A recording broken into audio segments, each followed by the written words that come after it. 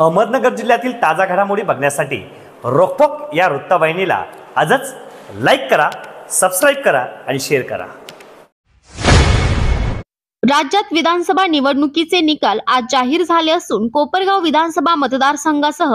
राज्यात महायुतीला मोठे यश मिळाले आहे। कोपरगाव शहरात आमदार आशुतोष काळे यांच्या समर्थकांनी जल्लोष केल्यानंतर संध्याकाळी भाजपचे युवा नेते विवेक कोल्हे यांच्यासह यांच्या समर्थकांनी शहरातील मेन रोडवर मिठाईचे वाटप करत फटाक्यांची आतिषबाजी आणि ढोल ताशांच्या गजरात जोरदार घोषणा देत जल्लोष साजरा केला आहे। यावेळी विवेक कोल्हे यांनी कोपरगाव शहरातील भारतरत्न डॉक्टर बाबासाहेब आंबेडकर आणि छत्रपती शिवाजी महाराज स्मारक यांना पुष्पहार अर्पण करत अभिवादन केले। तसेच कोपरगावात महायुतीचे उमेदवाराचे प्रामाणिकपणे काम केल्याने कार्यकर्त्यांचे आभार मानले। तसेच महायुतीला जनतेने कौल दिल्याने त्यांचे देखील आभार मानले आहे। भारतीय जनता पार्टी कोपरगाव विधानसभेच्या सगळ्या कार्यकर्त्यांचं मनपूर्वक अभिनंदन करतो की आपण दिलेल्या शब्दाप्रमाणे आपण सगळ्यांनी या ठिकाणी काम करून गवगवीत असं यश या ठिकाणी आपल्या महायुतीच्या उमेदवाराला या ठिकाणी प्राप्त झालेला आहे। एवढंच नव्हे तर संबंध महाराष्ट्रामध्ये अशा पद्धतीचा निकाल जो भारतीय जनता पार्टीच्या इतिहासातील सर्वोत्कृष्ट निकाल या 2024च्या निवडणुकीमध्ये देशाचे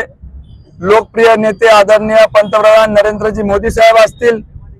देशाचे गृहमंत्री व सहकार मंत्री अमित भाई शाह असतील, JP नड्डा साहेब असतील किंवा राज्याचे आपल्या सगळ्यांचे नेते आदरणीय देवेंद्रजी फडणवीस साहेब असतील आणि आदरणीय प्रदेशाध्यक्ष बावनकुळे साहेब असतील, यांच्या नेतृत्वाखाली ना भूतो ना भविष्य असा निकाल किंवा अशा पद्धतीचा स्ट्राइक रेट जवळपास 150 जागेवर आपण निवडणूक लढून 130 ते 33 जागांपर्यंत 130 ते 133 जागांपर्यंत गवगवीत असं यश मिळालेलं आहे। आपल्या सगळ्यांच्या वतीने मी सगळ्याच भारतीय जनता पार्टीच्या कार्यकर्त्यांना खूप खूप शुभेच्छा देतो, नेत्यांचे आभार मानतो आणि आपले देखील विशेष आभार मानतो की कोल्हे परिवार प्रेम करणारे सर्वच हितचिंतक आदरणीय विपिनदादा असतील, माजी आमदार कोल्हेताई असतील, यांच्या आव्हानाला आपण प्रतिसाद देऊन आपल्याही तालुक्यामध्ये ना भूतो ना भविष्य अशा पद्धतीचा निकाल जो संबंध महाराष्ट्रामध्ये एक आदर्श त्या ठिकाणी युतीचा आपण घालून दिलेला आहे, त्याबद्दल तुमचे सगळ्यांनी आपण घेतलेला निर्णय हा दादा ताई पक्षश्रेष्ठींच्या सांगण्यावरून इतिहासातली पहिलीच अशी घटना होती की आपल्याला 52 वर्षामध्ये त्या ठिकाणी थांबावं लागलं, परंतु संयम दाखवून आपण पक्षनिष्ठा त्या ठिकाणी जपून पक्षाचं एक निष्ठेने काम केलेलं आहे।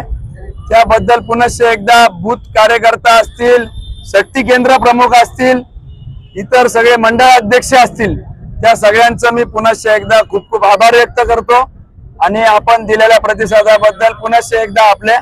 आभार मानून माझं मनोगत थांबवतो। धन्यवाद।